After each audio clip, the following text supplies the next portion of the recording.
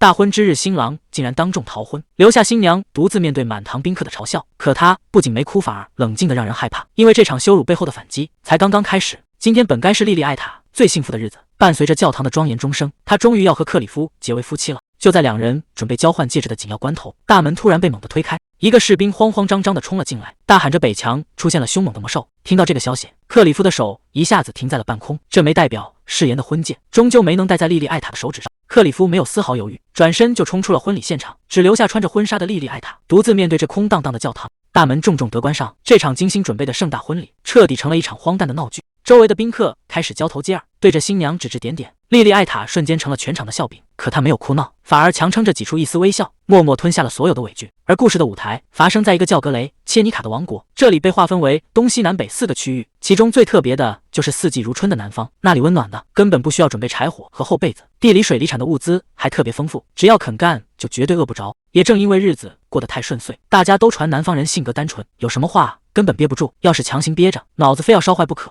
不过这也让他们养成了直性子，高兴了就大声夸赞，不爽了就当面痛骂，主打的就是一个有话直说。但北方可就完全是另一个极端了，那里常年大雪纷飞，人们连肚子都填不饱，还得时刻提防外面的魔兽。在那种恶劣的环境下生存，大家必须抱团取暖，所以北方人最看重集体和谐。在他们那儿，谁要是太出风头，就会被大家当成不懂事，说话太直更是会被人瞧不起。简单来说，北方人的社交准则就是把所有心思都藏在客套话里。南方人其实挺大方，看北方日子过得紧巴巴，经常免费给他们送粮食和物资。可北方人根本不领情，反而觉得南方人没吃过苦，送点东西是理所当然的，甚至私底下骂南方人自私。这斗米恩生米仇的恶性循环，让两边关系越来越僵。国王愁的头发都快白了。为了缓和这紧张的关系，国王最后一咬牙，想出了一个联姻的办法。他决定让南方公爵家的二女儿莉莉艾塔嫁给北方公爵家的继承人克里夫，指望用这桩婚事给南北两边搭起一座桥梁。原本这应该是一场完美的婚礼，新郎克里夫正准备给莉莉艾塔戴上戒指，可谁能想到新郎居然在关键时刻直接丢下她走了。空荡荡的礼堂里只剩下新娘一个人，台下的宾客顿时议论纷纷。面对这尴尬的场面，莉莉艾塔不仅没有哭闹，反而强撑着微笑向大家解释，说自己的丈夫只是太忙了，希望大家以后能多多支持。她甚至还大方地引导宾客去参加招待会。看着她这副懂事的样子，旁边的长辈心里更不是滋味了。等宾客们散去，长辈心疼地走上前叫住她。看到女儿受了这么大委屈，莉莉艾塔的父亲急坏了，劝她干脆把这婚事退了，省得以后受罪。可莉莉艾塔却笑了笑，说自己这才刚嫁过来，哪能说走就走。母亲在一旁也劝她，这婚本来是为了两边交好，现在闹成这样，再坚持下去也没意义了。看着心疼自己的父母，莉莉艾塔却异常坚定。她说这可是国王的命令，不管怎么样，她都会尽全力履行职责。父亲心疼地拉住她的手，嘱咐她千万别硬撑，更不要一个人去冒险。可他们不知道的是，北方那边早就有人在暗中盯着了，两边的矛盾远比想象的还要深。皇太子这下彻底急了，要是南北两边真的闹翻，南方一旦宣布独立，北方的粮食命脉可就全断了，到时候整个国家都得跟着遭殃。看着焦虑万分的皇太子，莉莉艾塔却异常冷静，她表示会留下来履行婚约，并定期向王室汇报，好让皇太子按原计划回京。为了方便以后传递消息，他还请求留下一名联络员。这番大度又体面的安排，让皇太子都有些看呆了。莉莉艾塔笑着说，虽然戒指还没戴上，但她已经是克里夫的妻子了，自然要维护丈夫的颜面。看着眼前这个从容不迫的女人，皇太子心里直犯嘀咕，面对这种奇耻大辱，他到底是怎么做到这么冷静的？皇太子先是客气递道了歉，接着表示会把埃尔吉留下来。他特意安顿莉莉艾塔，以后要是遇到什么麻烦，直接找埃尔吉就行。莉莉艾塔也是礼貌的道谢，把场面撑得滴水不漏。转眼到了第二天，莉莉艾塔刚推开房门，屋里就传来一个冷冰冰的声音，问她是不是每天都睡到这个时候。谁能想到，昨天在婚礼上逃跑的克里夫，现在居然就坐在里面。他不仅没有半点歉意，反而慢条斯理地喝着茶，就像昨天逃婚的人不是他一样。面对这种挑衅，莉莉艾塔虽然还在微笑，但周围的气氛已经降到了冰点。这下两人的交锋才刚刚开始。克里夫一开口就没好话，直接质问莉莉艾塔为什么睡到这么晚。莉莉艾塔可不惯着他，反问他昨天逃婚的事，难道不该先道歉？接着他坐下，话锋一转，直言这城堡里的人手也太少了，自己早上连个帮忙的女仆都找不到，这才耽误了时间。克里夫却冷冰冰地讽刺他太娇气，说南方人连穿衣服都要人伺候，警告他以后自己的事情自己做，别总想着麻烦仆人。这下莉莉艾塔心里有数了，这哪里是人手不够，分明是这里的女仆在故意针对他。而克里夫不是听不懂，就是故意装傻。莉莉艾塔干脆直接出招，问他昨晚到底几点回来的。克里夫冷冷地回了句深夜，新婚第一天他就睡在了别的地方。莉莉艾塔这下全明白了，这家伙就是故意在躲新婚之夜。克里夫却理直气壮地解释，说自己去打魔兽类的够呛，不像他只是去参加了个宴会。莉莉艾塔强压起火气，笑着说自己不想争论谁更累。他直接把话挑明，就因为克里夫在婚礼上逃跑，还冷落了新婚之夜。现在城堡里的仆人根本不把他这个女主人当回事，克里夫却根本不想管这烂摊子，说这是他自己没本事，警告他别拿这种琐事来烦他。莉莉艾塔可不是好惹的，直接笑着反讽回去，说他忙到连自己的婚礼都撑不完，甚至质疑北方的兵力是不是太弱了。这话一出，克里夫手上的动作一下子停住了。克里夫这下真被激怒了，冷冷地质问他是不是在嘲笑自己。莉莉艾塔却依旧笑得体面，说自己只是在关心他，顺便质疑是士兵训练不够，还是北方根本就没人可用。克里夫哪里听得下去这种挑衅，立刻反驳说他们可是王国的第一道防线，自己亲自上阵只是为了把伤亡降到最低。莉莉艾塔听完却叹了口气，说这想法确实高尚，但要是他这个领主出了意外，整个北方可就彻底完了。这话直接戳到了克里夫的痛处，他顿时有些恼火，质问莉莉艾塔是不是在轻视士兵。莉莉艾塔却不慌不忙地解释，领主一旦倒下，受连累的可是所有的子民。在他看来，北方最大的危机就是把所有的希望都压在了一个人身上，而克里夫却还把这当成无上的光荣。莉莉艾塔劝他，就算他是王国最强的战，也终究是肉体凡胎，必须得让士兵学会独立战斗。克里夫却不服气，辩解说手下的人其实能搞定，自己过去只是为了减少伤亡。这话一出，莉莉艾塔心里更火了，闹了半天，当时冲进婚礼的魔兽士兵自己就能解决，克里夫根本不是非走不可，他就是自愿选择不尊重这段婚姻。莉莉艾塔直接挑明，这婚可是国王亲自定的，要是两边不配合，南北和平根本就是空谈。克里夫却冷冷地表示，自己能让他进门已经是最大的让步了，警告他别再得寸进尺。看来这家伙是真不懂，签个字可不叫尽了义务。莉莉艾塔冷冷地表示，要是时间够长，两边没准还能互相理解，但既然皇太子留了眼线，那他可就不打算客气了。说完这话，莉莉艾塔直接转身走人。克里夫这下是真被气到了，长这么大还没人敢用这种态度跟他说话，可他根本没意识到莉莉艾塔对他的称呼已经从丈夫变成了克里夫大人。没过多久，莉莉艾塔就遇到了新麻烦。面对城堡里那些不听话的仆人，莉莉艾塔直接把身份亮了出来，说自己可是这儿的女主人。结果这城堡里的仆人根本没把她放在眼里，带头的女仆更是当面嘲讽，说她不过是个摆设，能留下来就该谢天谢地了。这态度简直嚣张到了极点。看来莉莉艾塔早上和克里夫吵架的事早就传遍了整个城堡，大家都觉得她这个女主人根本没靠山。不过莉莉艾塔可不是亚大的，南方社交圈的明争暗斗可比这北方姑娘的挑衅很多了。在她眼里，这女仆的手段简直像小孩子过家家。可话虽如此，看着周围人冷漠的眼神，莉莉艾塔心里也明白，在这座冰冷的城堡里，她现在确实是一个盟友都没有。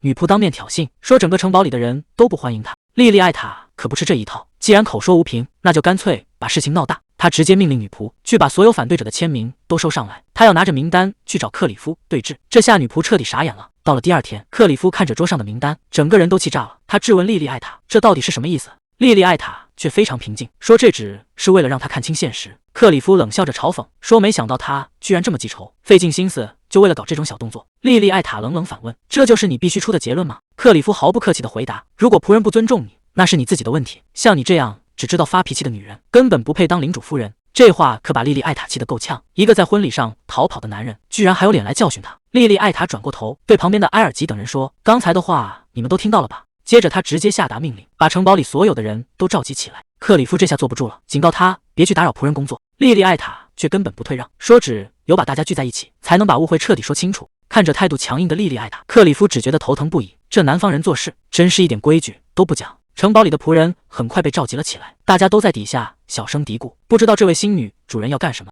莉莉艾塔看着台下的人，直接抛出了重磅炸弹。她说这场婚姻是国王亲自下达的命令。接着他把那份签名名单直接递给了旁边的埃尔吉。莉莉艾塔冷冷地说，这份名单上的人全都是违抗王命的叛徒，而这里的领主居然在纵容这种叛国行为。他甚至直接定性说，整个北方城堡都在公然容忍反叛王室的言论，这已经严重威胁到了国家的安全。莉莉艾塔对埃尔吉说，请把这件事如实汇报给皇太子。这话一出，底下的仆人们全吓傻了，谁能想到一件不尊重女主人的小事，居然被扣上了叛国的死罪。克里夫这下彻底坐不住了，他气急败坏地质问，你到底是怎么得出这个结论的？你是不是疯了？可莉莉艾塔根本不为所动，这下主动权已经完全落在了他的手里。他冷冷地开口，遗憾的是，这位领地之主似乎根本不明白王室诏令的分量。大厅里顿时议论纷纷，莉莉艾塔这一手扣帽子，直接把克里夫逼到了墙角。莉莉艾塔叹了口气说，虽然血统高贵，但让这种危险分子代表北方，实在让人不放心。克里夫当场就炸了，怒吼道，你管谁叫危险分子？莉莉艾塔却不慌不忙凑过去问他，你一直不肯跟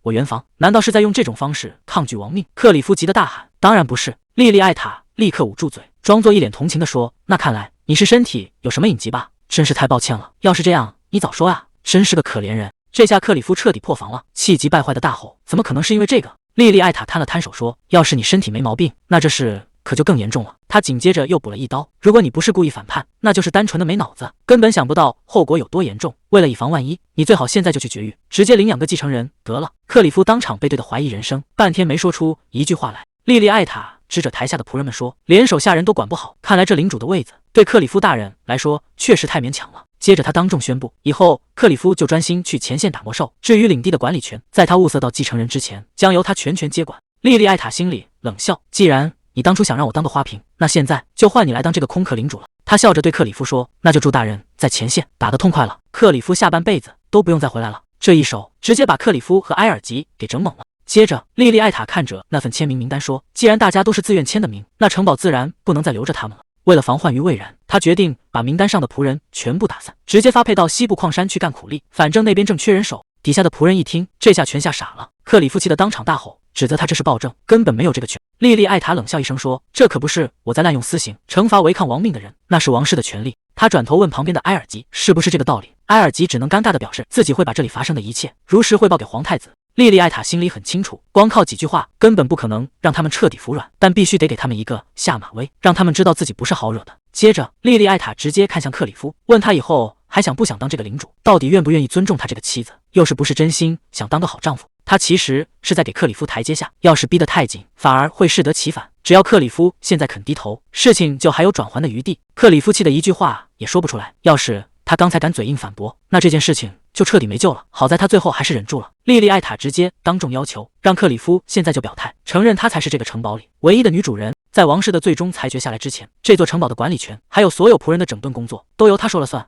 毕竟他还要在这里住很久，把环境收拾的舒服点，也是理所当然的。克里夫这下彻底没招了，只能咬着牙妥协。他表示愿意交出领主夫人的权利，但要求莉莉艾塔必须负起责任。莉莉艾塔笑着一口答应下来，这变脸的速度让克里夫只能在一旁生闷气。看着莉莉艾塔得逞的笑容，不得不说，他父母之前的预测还真是一点没错。这姑娘确实不好惹，这个看似温柔安静的女人，其实是三姐妹里最狠的一个。从小到大，只要是敢招惹她的人，她就绝对不会手软。随着年龄增长，她的心思也变得越来越深沉。从小到大，莉莉艾塔就学会了怎么控制自己的脾气，哪怕再生气，也能硬生生忍下来。而到了现在，她更是把这种喜怒不形于色玩到了极致。莉莉艾塔直接安排让埃尔吉带着这份能决定无数人命运的名单，立刻动身送去给皇太子。接着他转头看向克里夫，要求他必须派人一路上贴身护送，要是埃尔吉在半路出了意外，那可就是公爵府的失职了。这番话直接把克里夫逼到了墙角，根本没有拒绝的余地。莉莉艾塔看着底下的仆人，他今天费这么大劲，可不只是为了当众教训他们一下这么简单。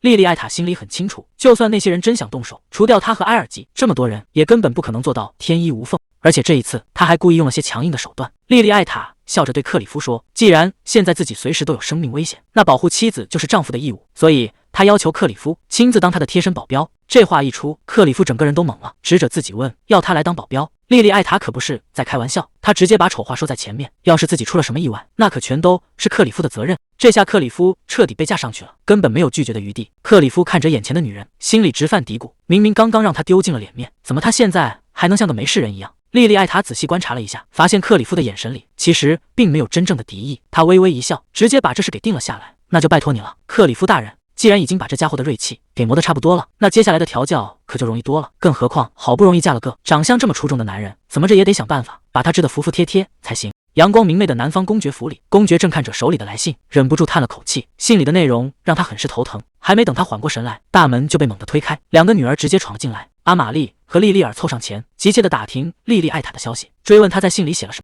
看着这两个兴致勃勃的女儿，公爵只觉得一阵头大，这下想瞒也瞒不住了。公爵无奈地把信递了过去，语气听我在这唠叨，你们还是自己看吧。阿玛丽一把接过信纸，莉莉尔急得在旁边直嚷嚷，非要凑过去一起看。看完信里的内容，阿玛丽整个人都兴奋了，直呼妹妹简直太酷了，以后自己也要成为这样的人。公爵直接瘫在沙发上，只求女儿们能放过他，要是再来一个莉莉艾塔，他这老骨头可真受不住了。阿玛丽看着备受打击的父亲，忍不住调侃道：“您当初不就是看准了妹妹去哪儿都吃不了亏，才放心把她嫁到北方的吗？妹妹从小就很有出息，就像一只潜伏的猛兽，平时看着不显山不露水，可一旦出手就绝对不会落空。”当时在公爵府的后花园里，一个熊孩子正哭着喊着要去向大人告状，而莉莉艾塔只是在一旁冷笑，嘲讽他嫌丢脸丢得不够大。原来就在刚才，这熊孩子不知天高地厚，居然想在背后搞小动作，偷偷用魔法去拽莉莉艾塔的裙子。结果莉莉艾塔连头都没回，反手就是一个魔法，直接把这小子的裤子给扒了。这下熊孩子彻底傻眼，只能坐在地上嚎啕大哭，惹谁都别惹莉莉艾塔，他从小就不是个吃素的主。莉莉艾塔不仅动手能力强，理论知识也是一套一套的。他把妹妹莉莉尔叫到身边，准备现场教学。莉莉艾塔指着地上的熊孩子说：“记住，要报复一个人，就要让他彻底没有反击的机会。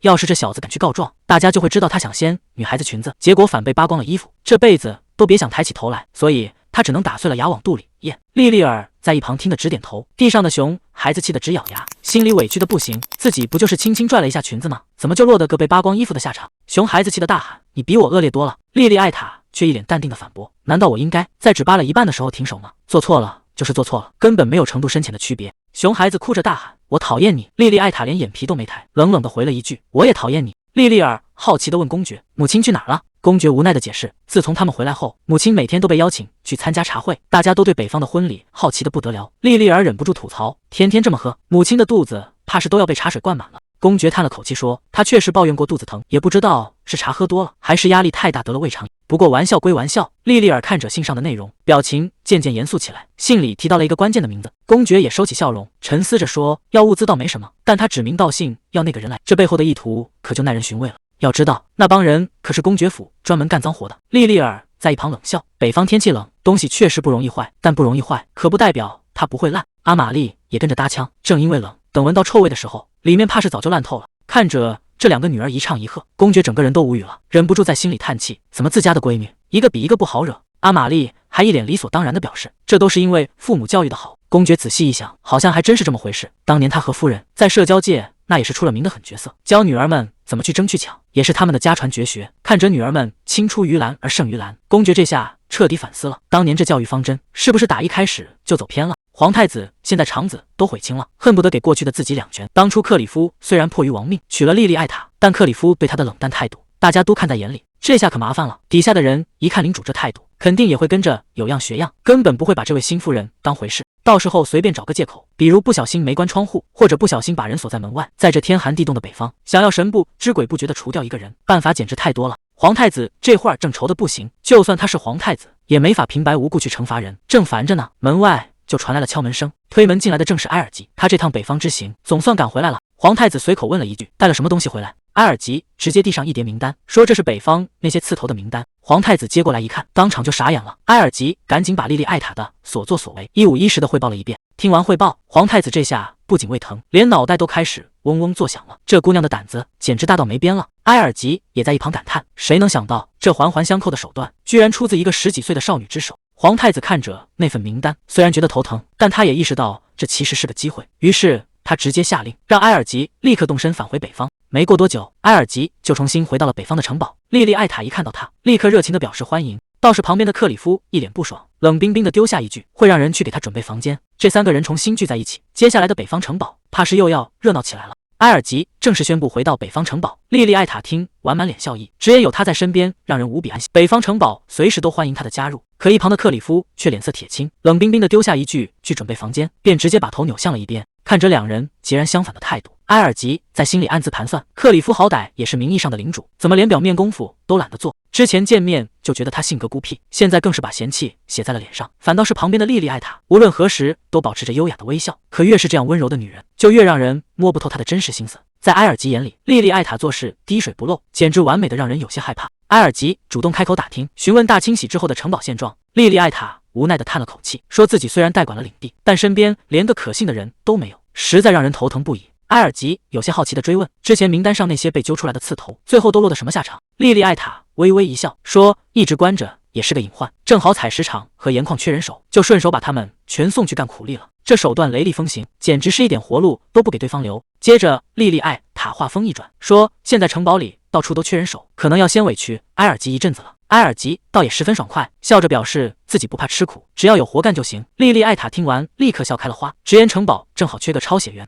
既然你都主动开口了，那我可就不客气了。埃尔吉也跟着开玩笑，那夫人可得对我手下留情啊。看着主动送上门来的劳动力，莉莉艾塔心里早就有了盘算，既然对方主动送上门，那就别怪他物尽其用了。此时的3人各怀心思，在城堡的长廊里缓缓前行。其实莉莉艾塔早就调查过埃尔吉，他根本就不是什么贵族出身，一个毫无背景的平民，想要在官场上立足，难度可想而知。起初他因为能力太强，没少遭到周围贵族的排挤，可谁能想到，他硬是凭着过人的手腕，一路爬到了皇太子心腹的位置。莉莉艾塔心里简直乐开了花，平白捡了这么个能干的帮手，简直比中了大奖还要走运。他直接推开办公室的大门，带着克里夫和埃尔吉走了进去，准备给新来的安排具体工作。莉莉艾塔指着满屋子的文件，说必须先弄清楚领地的底细。前任领主虽然工作到了最后一刻，但这里的账目却是一团乱麻。他不仅翻出了前任领主5年的合同，还准备把过去10年的税收账本全部重新核对一遍。等这些文书工作处理完，还要去仓库清点库存。看着这堆积如山的工作量，底下的办事员早就累得不成人样。埃尔吉这下也彻底看傻了眼，忍不住感叹这工作量真是壮观。莉莉艾塔却完全没有停手的意思，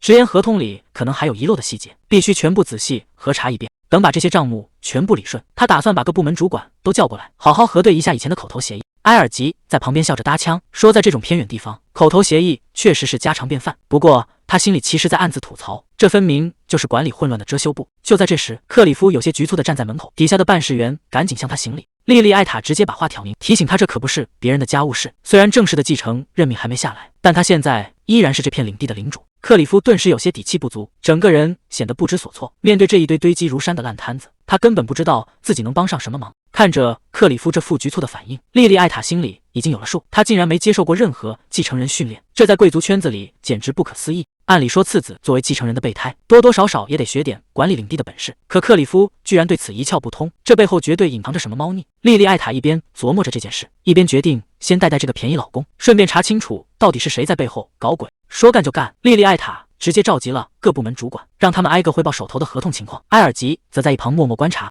结果这一查，隐藏的烂账全部暴露了出来，各种糊涂账堆积如山。有的商人因为合同没续签被直接踢出局，还有的供应商看准了领地管理混乱，签下了各种漏洞百出的协议，正在明目张胆地宰割城堡的利益。不仅如此，底下的仆人还一直把工作介绍给自己的亲戚来赚取回扣，各种中饱私囊的烂摊子数不胜数。莉莉艾塔无奈地叹了口气，这地方的人管理实在太散漫了，难怪他一直讨厌乡下。就在这时，一个商人小心翼翼地凑上前，询问关于药剂的交易税率能不能重新核对并进行调整。看着对方那副战战兢兢的模样，莉莉艾塔心里只觉得好笑，看来刚才那场会议是真的把这帮投机取巧的人吓破了胆。其实这背后的原因非常简单，邻国一直有廉价药剂流入本地市场，镇上的居民自然谁便宜就买谁，只要去集市上转一圈，一切就都一清二楚了。这种低价倾销的手段早就持续了好几年，本地商户的生存空间早就被蚕食的所剩无几。北方这恶劣的天气，一旦到了冬天，大雪封山是常有的事，百姓连看病吃药都成了难题。如果完全依赖外来的进口药，万一哪天大雪封路，整个北方的医疗体系会瞬间瘫痪。可如果现在强行加征关税，习惯了便宜药的百姓根本无法承受。但要是不管，本地的商户迟早会被挤兑到全部倒闭，这确实是个两难的死局。莉莉艾塔思索了片刻，觉得光在屋里看账本解决不了问题，必须亲自去街上实地考察。说起来，他来到北方这么久，还真没有走出过城堡的大门，这次正好是个绝佳的机会。听到莉莉艾塔的打算，埃尔吉在旁边点头赞同，毕竟药剂这种生活必需品关系到整个领地的命脉，这汤浑水他们必须亲自去烫一次。看着莉莉艾塔气定神闲的模样，底下的仆人们私下里议论纷纷。谁能想到这位新来的夫人不仅没被吓退，反而用雷霆手段把所有人治得服服帖帖，甚至还有不少人主动想要效忠帮忙。这下莉莉艾塔在城堡里的威信算是彻底建立了起来。到了晚上用餐的时候，偌大的餐厅里只剩下他们2个人，气氛显得有些微妙和别扭。莉莉艾塔优雅地切着食物，慢条斯理地开口询问克里夫大人，关于今晚的事情，您能抽点时间给我吗？这话一出，克里夫手里的叉子直接掉在盘子里，整个人瞬间慌了神。今晚单独见面，这个女人到底想要干什么？看着克里夫这副纯情的样子，莉莉艾塔忍不住在心里偷笑，这家伙到底在脑补些什么？克里夫有些尴尬地咳嗽了一声，试图挽回面子，说自己要为之前在仪式上的事里道歉。莉莉艾塔笑着打断他，说虽然不知道他刚才在想什么，但自己其实只是想在睡前找个时间一起喝杯茶而已。克里夫顿时愣住了，喝茶？他有些疑惑地问，这是南方的什么特别习俗吗？还是说所有新婚夫妇都会这么做？莉莉艾塔解释说，这只是他个人的想法，毕竟2人现在缺乏了解，所以每天至少得抽空聊聊，哪怕只是喝杯茶的时间。克里夫听完也只能点头答应。可紧接着莉莉艾塔就提议，要是没别的地方，直接去主卧聊也行。这一句话直接把克里夫吓得够呛。莉莉艾塔赶紧解释，自己只是想喝茶聊天，绝对没有别的意思。克里夫有些迟疑地提到，如果必须遵守那道皇家命令的话，莉莉艾塔却看得非常明白，因为之前没能遵守命令，现在2人的婚姻随时可能被废除。为了避免以后麻烦，还是提前把界限划清楚比较好。莉莉艾塔笑着安慰他，让他放100个心，自己绝对没有同房的打算。被莉莉艾塔这么直接的划清界限，克里夫心里其实挺不是滋味的。他突然意识到，之前自己冷落对方的时候，莉莉艾塔大概也是这种难受的心情。到了约定的时间，莉莉艾塔推开房门，发现克里夫早就已经在里面等着了。克里夫一开口就直接跟莉莉艾塔道了歉，这让莉莉艾塔有些摸不着头脑。她有些疑惑地问：“你为什么要道歉呢？”克里夫有些局促地解释，说自己当时只是太惊讶了。莉莉艾塔可不打算就这么糊里糊涂地原谅他，他直截了当地要求必须把道歉的原因说清楚。克里夫有些局促地解释，说自己不仅在婚礼上失礼，甚至连新婚之夜也冷落了他。以前克里夫对这些事明明是一副无所谓的态度，谁能想到他现在居然会觉得这么尴尬。克里夫叹了口气，说自己换位思考之后，才终于明白了对方的感受。就算莉莉艾塔对他没那个意思，但被人冷落和拒绝，心里终归是不会好受的。克里夫越说越愧疚，觉得自己之前的行为不仅是冷落，更像是在故意无视他，这无疑是践踏了莉莉艾塔的立场和尊严。莉莉艾塔听完却是一头雾水，她仔细想了想，自己压根就没有过这种想法。如果真的给克里夫造成了这种误会，那他愿意道歉。克里夫急忙解释，说错的人根本不是莉莉艾塔，现在轮到他来道歉了。莉莉艾塔根本不需要感到抱歉。莉莉艾塔却摇了摇头，说这完全是两码事，不是该轮到谁道歉的问题。虽然他不是故意的，但结果确实是他们互相拒绝了对方，所以他才想为伤害了克里夫而道歉。这样一来，事情就算扯平了。不过莉莉艾塔心里实在犯嘀咕，她本来是想问清楚自己到底是什么态度，让克里夫觉得被拒绝了，但看样子这家伙根本不打算说。莉莉艾塔叹了口气，直言如果不把话说清楚，以后可能还会犯同样的错误。为了避免误会，最好还是把话挑明了说。可要让克里夫把那些话大声说出来，简直比登天还难。他整个人瞬间变得无比惧。莉莉艾塔笑着追问，当事人现在就在这里等解释呢，你到底在慌什么？克里夫支支吾吾的不肯开口，看他这副别扭的模样，显然是打定主意要死扛到底了。莉莉艾塔无奈地看着他，这种固执的脾气，他还真是好久都没见过了。莉莉艾塔看他实在为难，便主动退了一步，以后有什么想法直接说出来，没必要一直憋在心里。表达感受并不是什么丢人的事。克里夫听完有些动摇，终于松口，答应会尽力尝试。两人的关系总算缓和了一些。到了第二天，莉莉艾塔带着克里夫和埃尔吉准备去清点城堡的仓库，可刚一推开大门，眼前的景象就让三人直接愣住了。这地方比想象中还要荒凉，偌大的仓库里空空如也，只剩下几个零星的罐子摆在架子上。莉莉艾塔有些不敢相信，问这难道是正常现象吗？这根本不用数，账面上的数字和实际库存差的简直不是一星半点。看来底下的仆人不仅是管理散漫，甚至连公家的物资都敢私吞。虽然剩下的粮食勉强够用，但这个烂摊子显然比他们预想的还要棘手。埃尔吉推了推眼镜，分析起领地的物资情况。他说，从立即运来的布料或药品一直都非常稀缺，不仅依赖王国的支持，还得靠本地批发商的采购。而且这10年来，采购量几乎没有任何增长。莉莉艾塔心里有些惊讶，埃尔吉明明和他一样是个外来者，却对这里的情况了如指掌。埃尔吉神色严肃地继续说道，就算现在人员减少了，但如果再发生像18年前那样的灾难，我们根本无法度过这个冬天。莉莉艾塔有些疑惑地问，18年前发生过什么吗？埃尔吉看向一旁的克里夫，说这件事克里夫应该比他更清楚。克里夫神色凝重地开口，那是一场极其严重的寒潮，在那些与世隔绝的定居点里，居民们只能躲进教堂或村长家避难。即便如此，当时还是有很多人没能挺过来。莉莉艾塔听完若有所思，如果真的要防范这种灾难，布料或药品确实是必不可少的物资。他转头看向克里夫，询问这些救援物资平时都是怎么管理的。克里夫解释道，物资从立即运到布里登之后，会根据各个地区的人口数量进行分配，然后再分批送往不同的地方。莉莉艾塔提出了一种新的查账思路，只要用理论库存减去采购量，反向推算一下，就能知道实际的供应量到底是多少。克里夫有些不解地问，为什么要费这么大劲去查这个？莉莉艾塔解释道，账面和实际对不上，很可能是城堡内部的人动了手脚，而且他怀疑这批物资从一开始数量就不对。虽然只是猜测，但这些物资在运进城堡之前，恐怕就已经被人层层克扣了。这话一出，克里夫整个人都愣住了。面对这个残酷的现实，克里夫心里满是自责，他低着头承认，确实是因为自己的无能，才让领地里的百姓跟着受苦。但他还是无法接受，那些在城堡里工作多年的老仆人，难道真的会做出这种背叛的事吗？莉莉艾塔神色平静地反问，为什么不会呢？在这个世界上，任何人都有可能屈服于诱惑。克里夫的情绪一下子激动起来，大声反驳道，别的地方或许是这样，但北方不一样，在这片土地上，不互相扶持根本活不下去。既然已经宣誓效忠，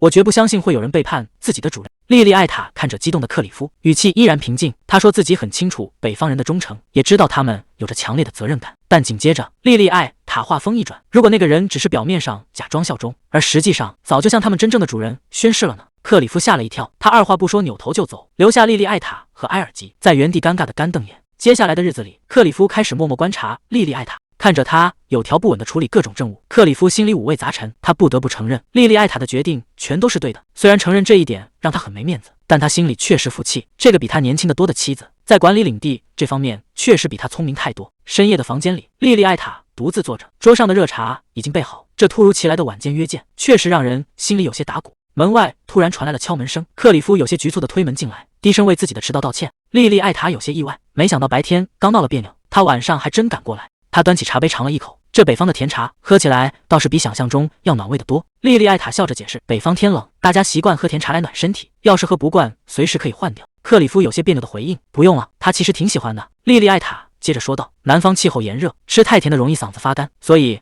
他们平时很少碰甜食。克里夫听完叹了口气，在北方这种冰天雪地里，新鲜水果可是稀罕玩意儿。莉莉艾塔却微微一笑，随口数出一堆适合北方种植的作物，这可把克里夫给听愣了。他忍不住追问，你怎么连这些都懂？这是贵族的必修课，还是南方农业太发达？莉莉艾塔笑着回答，两个原因都有。看着克里夫的反应，莉莉艾塔心里有了底，这家伙又露出了那种挫败的表情。以前总觉得他冷冰冰的不好接近，现在接触多了，才发现他其实单纯的很，心里想什么全都写在脸上。这几天处理领地事务时，克里夫没少露出这种表情，毕竟每天都要面对自己能力不足的现实，换做是谁心里都不会好受。难怪他当上领主之后，宁可跑去冰天雪地里猎杀魔兽，也不愿意留在城堡里处理政务。莉莉艾塔心里很清楚，对克里夫来说，以前唯一能让他找回自信的，就只有上战场打仗了。可自从那场婚礼之后，一切都变了。现在就算他跑去外面打魔兽，领地里也没人会抱怨他擅离职守。这种被边缘化的感觉，简直是把他的自尊心按在地上摩擦。莉莉艾塔看着克里夫，准备把话彻底挑明。虽然他语气很委婉，但意思却非常致命，那就是克里夫根本没有管理领地。这话虽然难听，但克里夫自己心里最清楚，他确实不是当领主的料。当初要不是哥哥突然去世，这位置怎么也轮不到他。要是再这么硬撑下去，整个领地迟早要被他毁掉。克里夫以为莉莉艾塔要逼他退位，直接自暴自弃的表示自己会主动让出领主的位置。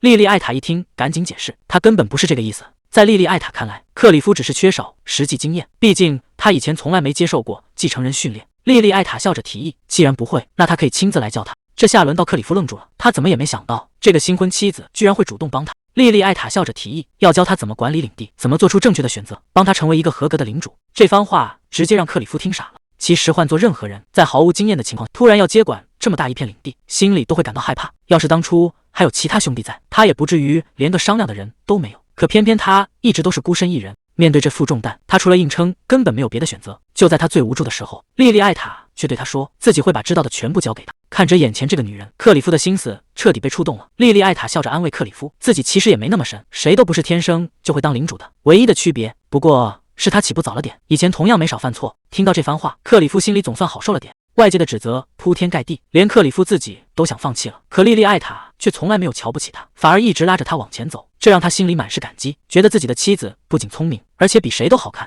转眼到了第二天，天气格外晴朗，莉莉艾塔带着克里夫和埃尔吉出了门，准备去街上实地考察。莉莉艾塔转过头，笑着宣布，今天我们要去市场视察，顺便进行我们的第一次约会。秋高气爽的街头，莉莉艾塔和克里夫并肩视察，克里夫主动当起向导，滔滔不绝地介绍着北方的独特建筑。莉莉艾塔有些意外，没想到这个平时笨拙的家伙，在专业领域居然讲得头头是道。这时他突然注意到旁边的埃尔吉，这家伙正捧着一袋零食，吃得津津有味。莉莉艾塔忍不住开口询问，埃尔吉大人，你手里拿的是什么？明明大家一直走在一起，他到底是什么时候跑去买的？这开小差的本事真是让人哭笑不得。埃尔吉笑着解释说，这是刚上市的烤栗子，便宜又好吃。克里夫在一旁暗自嘀咕，这家伙明明不是北方人，怎么对当地的吃喝玩乐这么了解？莉莉艾塔随口夸了一句栗子不错，克里夫一听立刻来了精神，主动嚷嚷着要去帮他买一包。还没等两人反应过来，他已经一溜烟跑得没影了。莉莉艾塔一阵无语，这家伙是不是忘了自己今天的护卫身份？连旁边的埃尔吉都忍不住摇头吐槽，直言克里夫做事太没脑子，根本指望不上。听完埃尔吉的吐槽，莉莉艾塔笑出了声，她承认克里夫有时候确实让人失望。埃尔吉有些纳闷地追问，既然如此，你当初为什么不直接甩了他？以当时的情况，你完全可以废除婚约。莉莉艾塔却是一脸的无所谓，虽然名誉受损，但还在掌控之中。埃尔吉听完直摇头，这事要是换做普通姑娘，早就留下阴影了。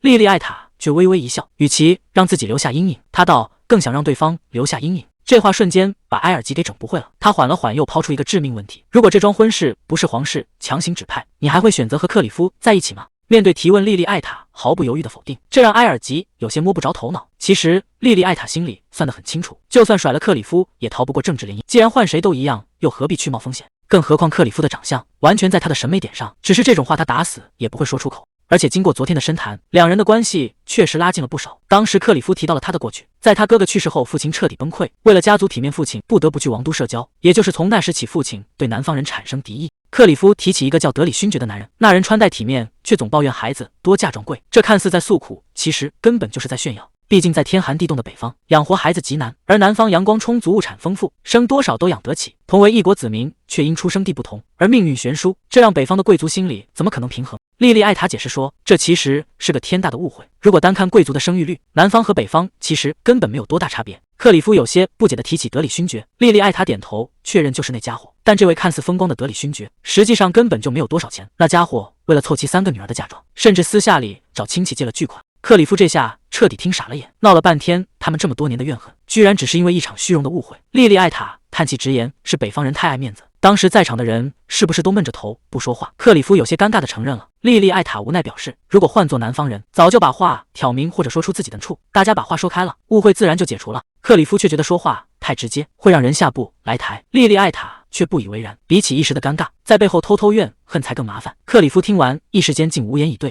只要把话说开，误会就能解除。克里夫的思路似乎也跟着开阔了许多。莉莉艾塔心想，只要他能听得进道理，以后的合作就会容易得多。正想着，克里夫就急匆匆地赶了回来。他有些不好意思地解释道：“刚才那家店的栗子刚好卖完了，为了等这锅刚出炉的，才耽误了时间。”莉莉艾塔笑着接过热腾腾的栗子，安慰他说自己和艾尔吉聊天并不无聊，不过刚出炉的栗子壳硬得根本剥不开。莉莉艾塔试了半天也没成功。克里夫见状，顺手把栗子拿了过去，主动帮他包了起来。克里夫3两下就把栗子包好递了过去。莉莉艾塔笑着接过来，心里十分高兴。克里夫随口问起刚才和埃尔吉聊了什么。莉莉艾塔吃着栗子，笑眯眯地回答：“我们刚才正在聊你呢。”克里夫有些纳闷，聊他能聊出什么花样？莉莉艾塔也不拐弯抹角，直接调侃道：“你明明是来当护卫的，却跑得比谁都快，把我们2个直接甩在后头，太让人失望了。”克里夫这才猛地反应过来，自己光顾着买栗子，把正事忘得一干二净。看着克里夫尴尬的模样，莉莉艾塔笑出了声，看来这家伙是真的完全忘记了职责。不过经过这次提醒，克里夫老实跟在后面，这下总算有了典当护卫的样子。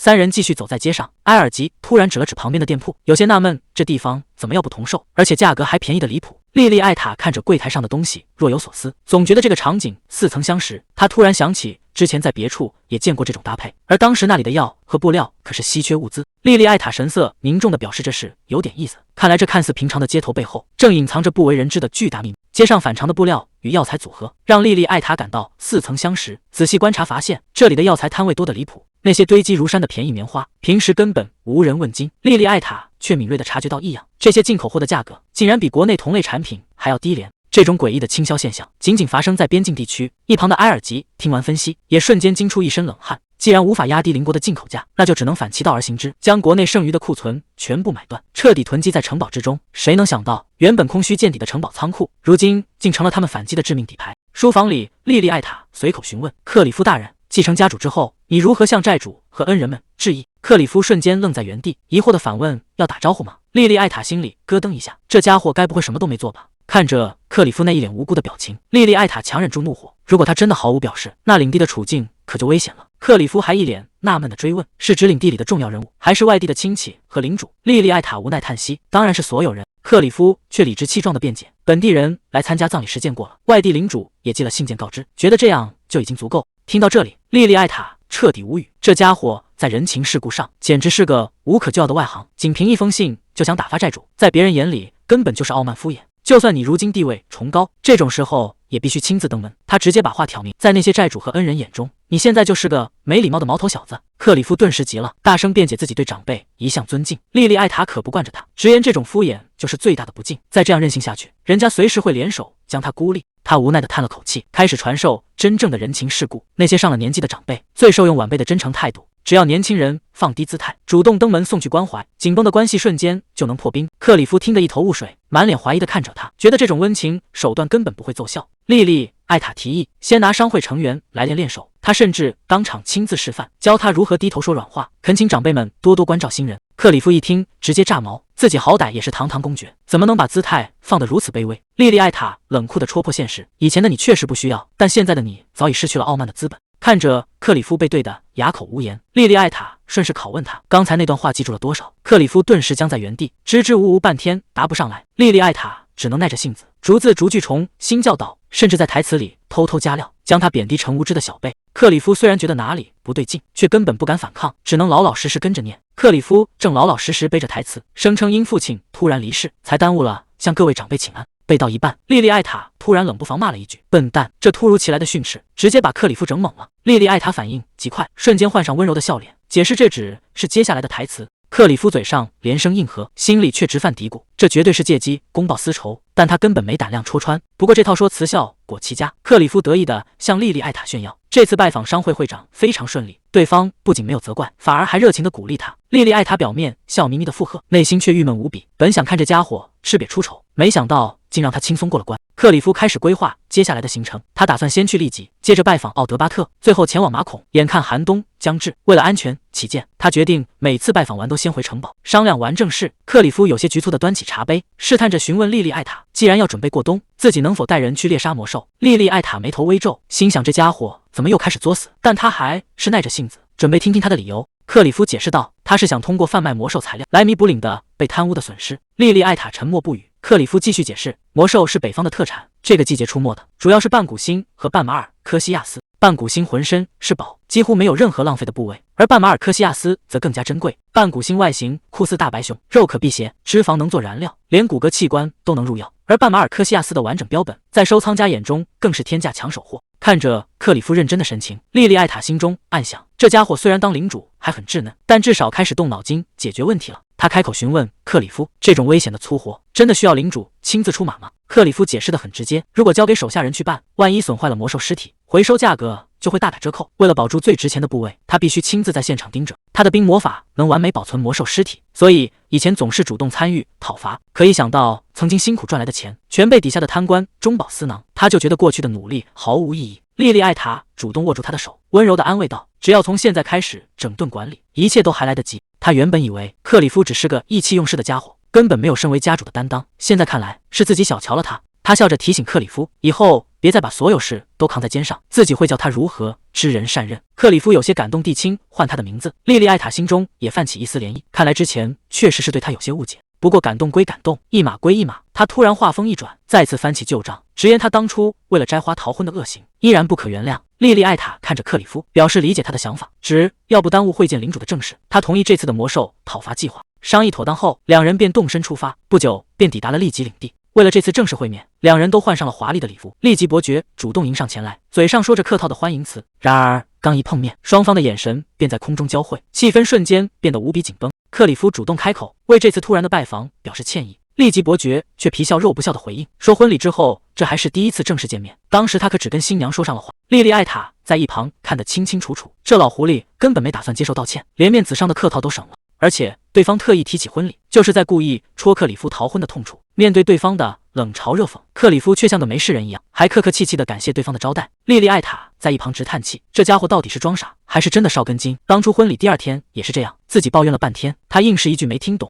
立即伯爵皮笑肉不笑地表示今晚一定会好好款待他们，可他心里却在暗骂对方添麻烦，偏偏挑最忙的收获季节过来。结果克里夫完全没听出弦外之音，还一脸真诚地向对方道谢。这一下直接把老狐狸给整不会了，碰上这么个油盐不进的木头，再多的弯弯绕绕也全白费了。莉莉艾塔在旁边看着，差点没忍住笑出声来。这俩人的鸡同鸭讲，简直是一出喜剧。立即伯爵也懒得再纠缠，直接带路把他们迎进城堡。其实莉莉艾塔心里一直有怀疑，那些被贪污的布料或药材，8成是在利吉领地内出的事。可赃物为什么会被运到布里登来卖？通往邻国的唯一贸易路线就在北边的奥德巴特领地，看来那位奥德巴特侯爵也脱不了干系。这背后的谁比想象的还要深？要是轻举妄动惹恼了他们，北方随时可能爆发内战，所以必须弄清利吉伯爵是敌是友。为了摸清底细，莉莉艾塔试着去跟仆人套近乎，结果却碰了一鼻子灰。女仆推脱自己还在值班，男仆更是直接闭口不谈，这防备心简直拉满了。莉莉艾塔这下有些受挫，本以为自己挺擅长打听消息，没想到北方的这帮人嘴巴这么严，既然暗地里打听不出什么，那就只能在明面上交锋了。立即伯爵准备了丰盛的晚宴，3个人各怀心思的坐到了餐桌前。莉莉艾塔正开心的享用美食，克里夫却突然放了个大招，他直接向立即伯爵提议，能不能带他去参观城堡的仓库。这话一出，立即伯爵整个人都傻了，哪有第一次做客就要求看仓库的？莉莉艾塔也直接愣在原地。克里夫倒是一脸坦然，解释说自己刚当领主没经验，不知道该囤多少过冬物资，所以想跟伯爵这位前辈好好学习。这理由找得冠冕堂皇，直接把立即伯爵架在了半空中。莉莉艾塔在一旁听得直叹气，没想到利吉伯爵居然一口答应。克里夫赶紧道谢，可莉莉艾塔却觉得事情没那么简单。伯爵开始介绍起自家的领地，说这里的人口足足多了1倍，可说到具体数字时却吞吞吐吐，这显然是在隐瞒什么。看着克里夫那副老实巴交的样子，莉莉艾塔心里直叹气，指望他去周旋，怕是要被卖了，还帮着数钱。果不其然，立即伯爵话锋一转，直接提起部里登要塞治安混乱的旧账，这分明是想反客为主，掌握主动权。莉莉艾塔微笑着接话，说为了让克里夫的统治更稳固，他才特意整顿了要塞的规矩。立即伯爵却不以为然，觉得这招实在太冒险了，希望以后别出什么乱子。接着他话锋一转，提起自己的侄女琳达，之前就在部里登要塞学习礼仪，可现在人已经离开了。莉莉艾塔故作惊讶地问，难道是因为之前的骚乱才离开的吗？还没等对方回答，莉莉艾塔又补了一刀，当时被清理掉的都是不懂规矩的家伙，利吉家可是北方数一数二的名门，伯爵的侄女应该不会这么蠢吧？这话一出，利吉伯爵的脸色顿时有些挂不住了。利吉伯爵赶紧否认，解释说只是因为有合适的婚事才把侄女接回去的。两人表面上客客气气，暗地里却在刀光剑影的交锋。伯爵突然笑了起来，反问莉莉艾塔是不是没什么人脉，一个外来的女人想在这里插手联姻，根本是想都别想。这分明是在嘲讽莉莉艾塔多管闲事。就在两人的气场快要爆炸时，一直在旁边默默吃东西的克里夫突然开口，他认真的拜托伯爵，既然莉莉艾塔刚嫁过来人卖不果，那就麻烦伯爵多帮他引荐了。刚才还剑拔弩张的两个人，唰的一下全愣住了。谁能想到克里夫会把挑衅当成客套？克里夫这不按套路出牌的一招，直接把利吉伯爵给整不会了。伯爵只能尴尬的连声应和。莉莉艾塔在旁边差点笑出声。不得不说，克里夫在某种程度上真强。饭后，伯爵带他们去参观自家的仓库，得意的介绍这里的粮食或药材储备。莉莉艾塔仔细观察了一圈，表面上看确实没什么破绽，但他心里却直犯嘀咕，怎么可能这么轻易把底牌亮给别人看？更糟糕的是，因为克里夫在饭桌上的那番话，利吉伯爵顺水推舟，直接把莉莉艾塔推到了风口浪尖。麻烦很快就找上门了。克里夫在餐桌上随口的一句拜托，直接把莉莉艾塔送进了贵妇会。坐在他对面的正是利吉伯爵的夫人和长女布伦希尔德。这位大小姐一开口就忍不住抱怨，说那个琳达总算搬走了，自己可算松了一口气，以前天天在一个屋檐下，真是受够了。伯爵夫人也跟着搭腔，说那姑娘虽然有自信，但实在是有些自我感觉过头，虽然名义上是侄女，平时可没少让人操心。莉莉艾塔看着眼前的母女俩，心里直犯嘀咕，这两人虽然和琳达是亲戚，但关系显然差得远。他突然想明白了一件事，之前利吉伯爵故意找茬，根本不是心疼侄女琳达，纯粹是想找个由头打压自己。说起这个琳达，自从丢了布里登的差事，就跑到奥德巴特的亲戚家躲了起来。当初联名上书的那帮人，大部分都被发配去挖矿了，只有少数几个靠着家里关系逃过一劫。琳达就是其中之一。她在被莉莉艾塔当众戳穿后，连夜收拾行李跑了路。在莉莉艾塔看来，这些小贵族虽然不算什么，但要是抱成团也是个麻烦。当初莉莉艾塔同意琳达辞职，条件就是让她立刻离开公国，只要名字还在那张黑名单上，她在贵族圈就彻底抬不起头了。这招虽然没有赶尽杀绝，但对爱面子的贵族来说，比杀了她还难受。就算琳达心里再怎么恨，明面上也找不到借口来报复。茶会这边，伯爵长女拉着莉莉艾塔说悄悄话，实话告诉你吧，那丫头当初甚至还妄想过要当公爵夫人。莉莉艾塔在旁边听着，心想这帮人吐槽起自己人来，下手可真是一点都不留情面。布伦希尔德接着嫌弃的抱怨，说琳达从小就爱做白日梦，现在都20岁了，一眨眼成了嫁不出去的老姑娘，这辈子算是彻底毁了。莉莉艾塔看得明明白白，这位大小姐对自己的堂妹可是一点同情心都没有，话里话外全是幸灾乐祸。对面的伯爵夫人也跟着搭腔，抱怨是琳达的母亲太娇惯，才养出这么个没脑子的姑娘，当父母的就该负责到底。接着夫人话锋一转，说虽然跟那对母女不熟，但毕竟是小叔子的家属，而且小叔子又是伯爵的得力助手，这丑闻闹得他们也跟着丢脸。莉莉艾塔这下全明白了，这母女俩在她面前拼命踩铃，甚至不惜自揭家丑，其实就是想赶紧划清界限，表明琳达的所作所为跟他们利吉家毫无关系，免得被这把火烧到自己身上。这让莉莉艾塔想起了利吉伯爵刚见面时的态度，那老狐狸一开口就故意提起克里夫逃婚的旧账。克里夫一脸真诚地向利吉伯爵道谢，感谢对方在入冬前最忙的时候招待他们。这一下直接把利吉伯爵给整不会了。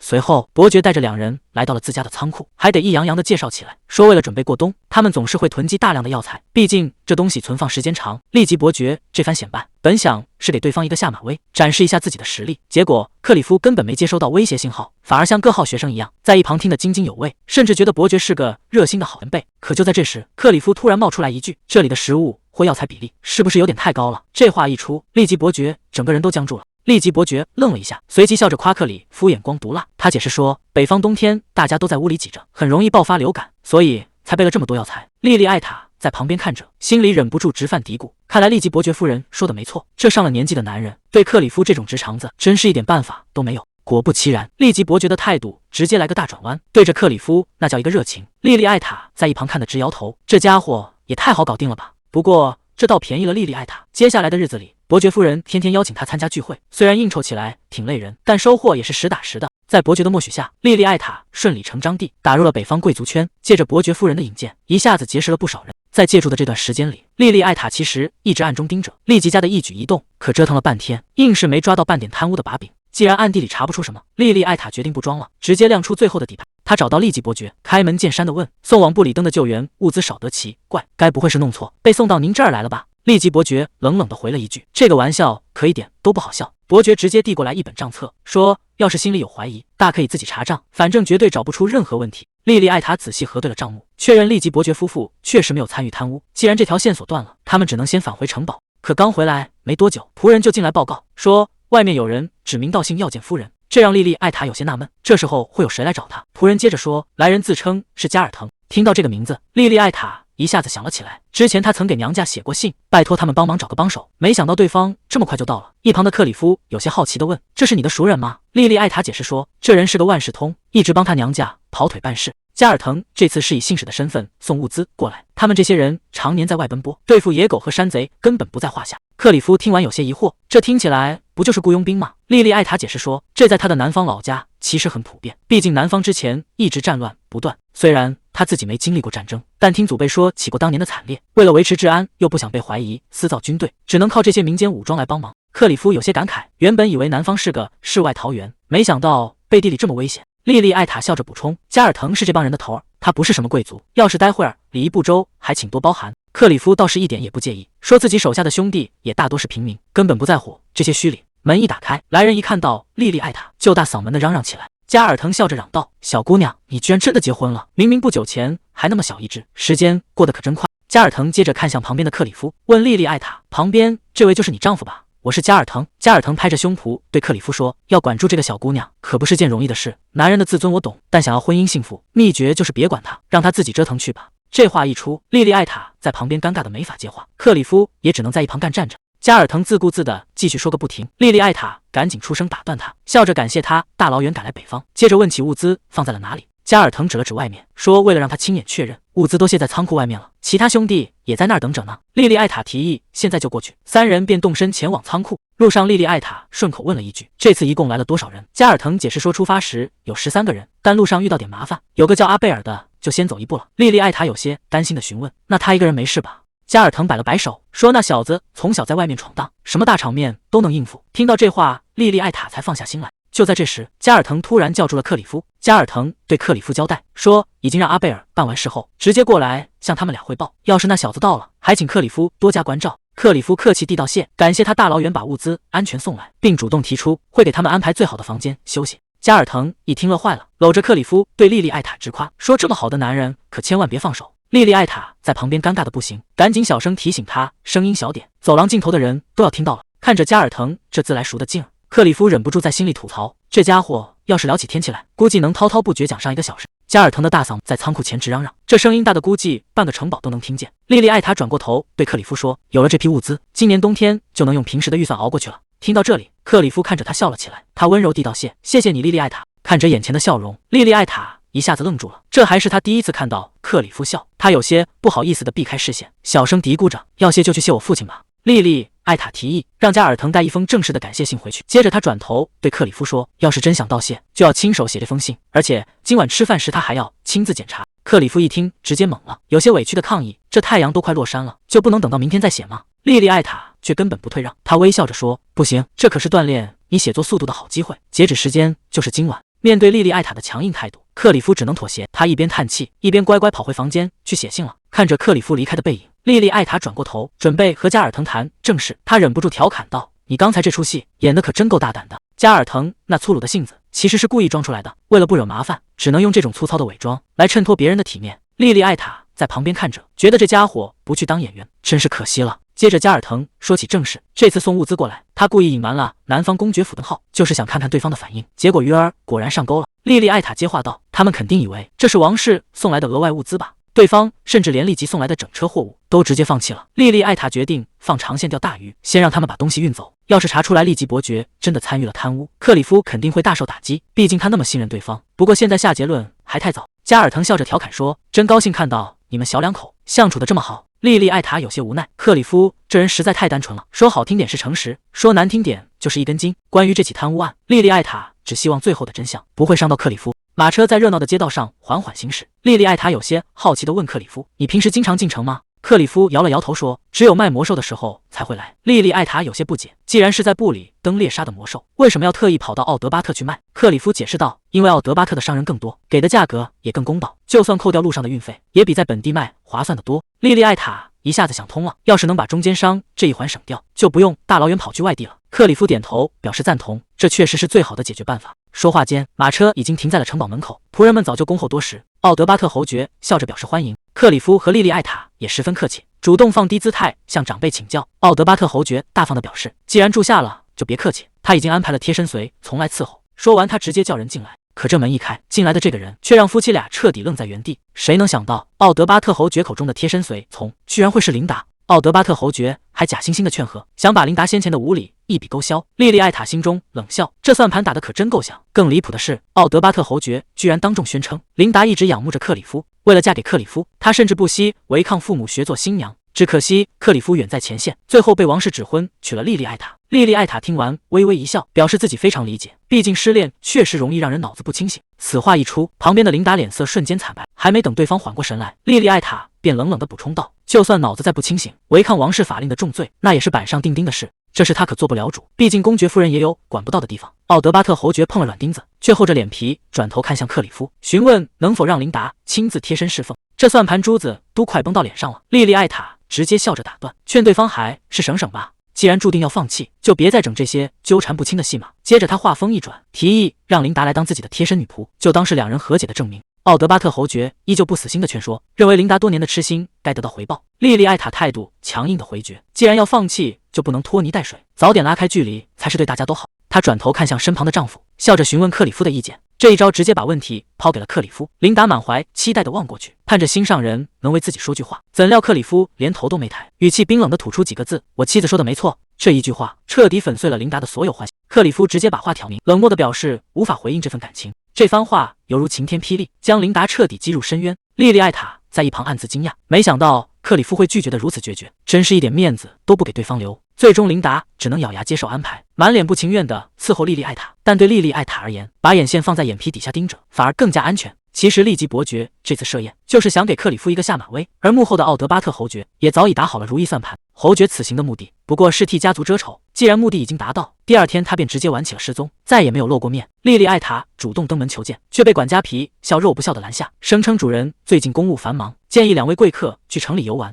这敷衍的态度再明显不过，就是想用好吃好喝把他们打发走。莉莉艾塔心中冷笑，若是真听话跑出去游山玩水，可就彻底落入对方的圈套了。在对方眼里，克里夫就是个不知好歹的傻子，居然敢无视城堡主人到处乱逛。既然再待下去毫无意义，两人索性缩短行程，打道回府。马车里，莉莉艾塔忍不住吐槽，这北方的待客之道真是让人大开眼界。克里夫连忙在一旁打圆场，解释伯爵和侯爵其实都是正直的人，侯爵避而不见，或许只是因为自己以前犯过错，心中仍有顾虑。克里夫有些疑惑地追问，是不是发现了什么异常？莉莉艾塔看着窗外，冷冷分析，从领地的繁荣和奢华的城堡来看，这位侯爵野心勃勃，绝不可能甘心屈居人下。克里夫的神色瞬间严肃起来，低声询问对方是否想取代布里登家族。莉莉艾塔笃定的颔首，将所有线索串联在一起。对方强行塞来侄女琳达做女仆，实则是基于平妻之位，全程避而不见，甚至设局引诱。种种反常的举动背后，只有一个令人胆寒的真相：侯爵的真正目的是想彻底吞并北方，将布里登家族取而代之。莉莉艾塔看着窗外暗下决心，既然对方的繁荣依赖克里夫的魔兽资源，那就从现在开始彻底切断供应链。克里夫叹了口气，表示理解，却无奈地解释，北方的长辈大多脾气古怪，他甚至认真地提议明年带莉莉艾塔去拜访健在的外公外婆。一听到要见家长，莉莉艾塔立刻出言拒绝。克里夫苦笑着解释，那些老人家不仅难以相处，稍有不顺心就会直接摆脸色。莉莉艾塔忍不住在心中吐槽，这到底是一群怎样麻烦的家伙。马车刚在城堡前停稳，仆人便神色慌张地跑来报告，说外面有人指名道姓要见夫人。莉莉艾塔满脸疑惑，指名道姓要找自己。一旁的克里夫也警惕地转过头来，看着这似曾相识的套路，莉莉艾塔心中直犯嘀咕，这回主动找上门的麻烦又会是谁呢？莉莉艾塔没有丝毫犹豫，立刻吩咐仆人把人请进来。可当莉莉艾塔和克里夫见到来人时，克里夫整个人都傻眼了。眼前的男人头发乱成鸡窝，浑身脏兮兮的，像个流浪汉。莉莉艾塔忍不住笑着打趣：“阿贝尔，你这变化也太大了吧，我差点都没认出来。”阿贝尔有些局促的坐了下来，身上还带着风尘仆仆的泥土味。他有些不好意思的抓了抓头发，无奈的问自己：真的变了那么多吗？莉莉艾塔忍不住笑出了声，调侃他现在这副邋遢的样子，难怪刚才城堡的仆人房他像防贼一样。阿贝尔赶紧红着脸解释，说自己其实在路上洗过了，可看看他这满身的泥土和灰尘，这话说出来连他自己都不信。莉莉艾塔实在看不下去了，便吩咐女仆去准备热水，让他先去好好洗个澡。阿贝尔有些局促的摆了摆手，说怎么能让夫人久等。莉莉艾塔温柔的笑了笑，表示自己也刚从远门回来，正好大家都可以先收拾一下。这下可辛苦负责清洗的女仆了。没过多久，餐厅里一切准备就绪，门外传来了沉稳的脚步声。当餐厅大门缓缓推开，走进来的人让大家都看呆了。莉莉艾塔忍不住惊呼出声：“阿贝尔简直像换了个人！原来他不仅洗干净了身体，还把那满脸的络腮胡给剃了。这前后对比，简直判若两人。剃了胡子的阿贝尔，帅气的让人移不开眼，连旁边的女仆都看直了眼。莉莉艾塔也在心里暗暗感叹：这家伙的底子确实好。不过旁边有人心里可就不是滋味了。看着莉莉艾塔和阿贝尔聊得火热，克里夫在一旁冷着脸，醋坛子早就打翻了。莉莉艾塔倒没注意到丈夫的异样，她转头跟克里夫商量起正事，提议让阿贝尔把魔兽带回去，直接在南方卖掉。克里夫一听，心里更不乐意了。为了稳妥起见，莉莉艾塔询问阿贝尔能不能在城堡多留几天。阿贝尔倒也痛快，说加尔腾交代过一切，听夫人的。莉莉艾塔一听高兴坏了，顺势提出想让阿贝尔当自己的保镖。这下克里夫彻底坐不住了，直接急得喊出了声：这要是答应了，自己岂不是要被挖墙脚了？莉莉艾塔赶紧解释道，自己和阿贝尔从小就认识，不仅信得过他的身手，人品更是没得说，能找到他来帮忙真是太好了。克里夫张了张嘴，却根本找不到反驳的理由。莉莉艾塔提议先是运行一次，只让阿贝尔带走他能拿得动的部分。克里夫虽然心里100个不情愿，但最后也只能咬牙妥协。莉莉艾塔接着分析，如果把这笔买卖交给自己父亲，交易安全绝对有保障，要是利润比卖给奥德巴特还高，那就可以直接签长期合同了。其实莉莉艾塔心里早就盘算好了，只要能把运输和安保都抓在手里，不仅能增加在北方的筹码，还能顺便给奥德巴特使个绊子，这简直就是一石二鸟的完美计划。看着莉莉艾塔和阿贝尔聊得这么开心，克里夫在旁边冷着脸，这醋意都快溢出屏幕了。阿贝尔看着克里夫的反应，总觉得这画面似曾相识。以前在老家的时候，只要他被姑娘们围着，旁边的男人们就是这种要吃人的眼神。这下他算是彻底明白了。其实在克里夫心里，从结婚那天起，莉莉艾塔就只是名义上的妻子，两人之间并没有太多交集。直到那天看到莉莉艾塔为了维护利益据理力争，克里夫才第一次真正重新认识她。在他眼里，这个女人可不是什么王室送来的花瓶，而是一个有脾气有手段的狠角色。虽然莉莉艾塔年纪比他小，却能把领的大大小小的事情打理得井井有条，甚至在很多时候更像是引导他的老师。不知不觉中，这个曾经名存实亡的妻子已经成了他身边最不可或缺的人。看着对面的莉莉艾塔和阿贝尔，克里夫心里总觉得堵得慌，这顿饭吃的是索然无味。吃完饭后，克里夫独自来到办公室，发现只有埃尔吉一个人在。他有些奇怪地问：怎么就你一个人？其他人呢？埃尔吉解释道：大家这会儿都在休息，其他职员去厨房找吃的了。克里夫紧接着打听起妻子的下落，问莉莉艾塔去哪了。埃尔吉回答说，他去花园摘花散心了。看着克里夫这副魂不守舍的样子，埃尔吉忍不住问他是不是有心事。克里夫还想装傻否认，结果直接被对方拆穿。埃尔吉直言不讳地表示，你现在看起来可不太对劲，整个人都消沉得很。克里夫看着桌上堆满的旧文件，随口问了一句在查什么。埃尔吉却有些敷衍地表示，这都不是什么重要的东西。